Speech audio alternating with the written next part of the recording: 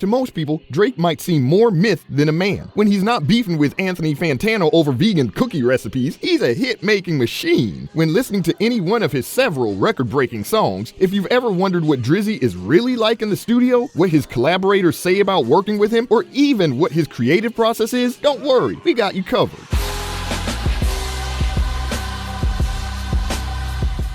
So, what is the certified lover boy who's won our hearts really like in the studio? Drake's always been good with his words apparently, but before he was spitting verses and taking W's, he was an actor for the hit TV series Degrassi, back when he still went by Aubrey Brooks. But the Toronto-born superstar had started getting into hip-hop even while on the show. His family had a history of music after all, and while he was on the show, he released his very first mixtape, Room for Improvement, in 2006. The mixtape, which was produced by his close friend, Boy Wonder, sold a good 6,000 copies. Now that's a pretty good number, but frankly, it seems modest compared to what his sales would go on to be. No, before he was seeing the views from the CN Tower, Drake was making a name for himself in the underground scene, but he was confident enough that he could have already been at the top of the game. It was at one of those sessions that he met Noah Shabib, who goes by 40. Noah would go on to become his right-hand man, producing pretty much all his records, but they didn't know it back then, back when 40 was still 22. In a matter of months, they were making magic in the studio. 40 brought the signature Drake sound to his music, the stripped-down classic 2000s hip-hop style beats and the smooth rap flow on the top, giving it a chill, lo-fi feeling while still having that hard-hitting hip-hop vibe to it. Drake himself described his work as the music you'd listen to at night, and a lot of that is credited to 40 himself. In 2007, Drake released his second mixtape, Comeback Season. The tape gave us a more polished and confident version of Drizzy than can be heard in Room for Improvement, where Drake is now sounding comfortable in his quest for stardom. Interestingly, this album lacks the R&B pop-focused music that we can see in Drake today from popular songs. But then the other shoe dropped, and Drake was fired from Degrassi. Of course, this turned out to be a blessing in disguise, because after that came Drake's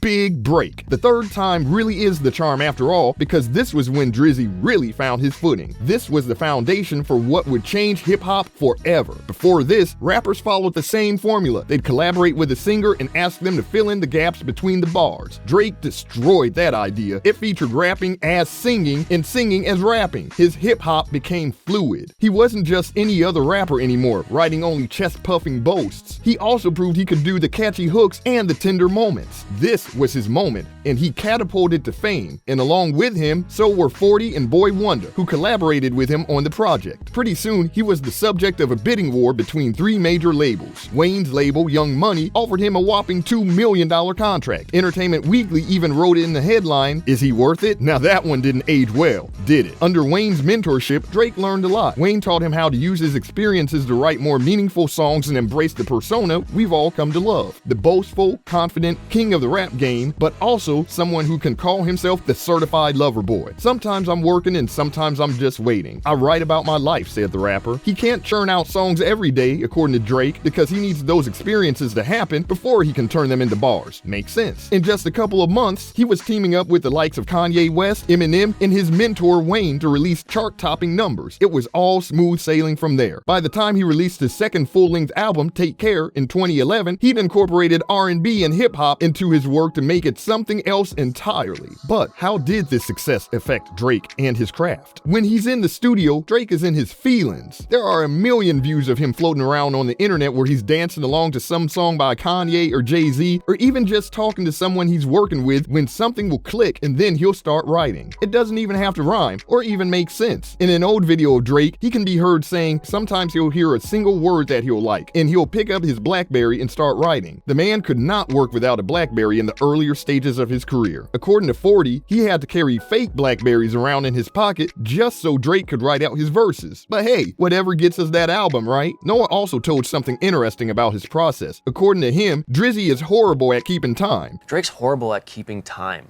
Is he really? Horrible. That's I mean, ask him to tap a hi-hat along with a beat and he's got a real hard time. Never mind like triplets or something like that. Like he's screwed, you know? Drake doesn't really hear the beats when he writes, but only the space between the beats, meaning he's not good at keeping time on his own, but he can find unconventional flows that work well. But 40 isn't the only one we can ask, because Drake has never been shy about sharing his work and collaborating with other artists. Although in the early stages of his career, Drake claimed that he never disposed of too many tracks. In a 2013 interview, he was quoted as saying he only disposed of 4 or 5 tracks, and he only used beats he was absolutely sure would work. But that's definitely changed. By the time he was working on Scorpion, he was looking at new beats every single day. With resources now at his disposal, Drake can do whatever he wants. It isn't just him, Wanda, and 40 anymore. Nearly 30 different producers are credited on Scorpion. T-Minus, another one of Drake's longtime collaborators, claims he's one of the pickiest people alive when it comes to beats and tracks. The hip-hop superstar is always on the lookout for new material, according to pretty much every producer he's worked with. He's always on the hunt for sources from both recent viral sensations and established producers. His team shapes, samples, edits, writes, and works on them to turn them into the musical gold we get. It's definitely a whole new skill to be able to edit songs out of an album, but we can just go ahead and add that to Drake's long list of talents. Rihanna is another artist he has several collaborations with. The two used to be featured in all of each other's albums before the infamous Vanguard Award speech. She could probably tell us a lot about what he's like in the studio, but knowing the chilly distance between the two since the MTV Awards, honestly, never mind. Perhaps we can learn more after they work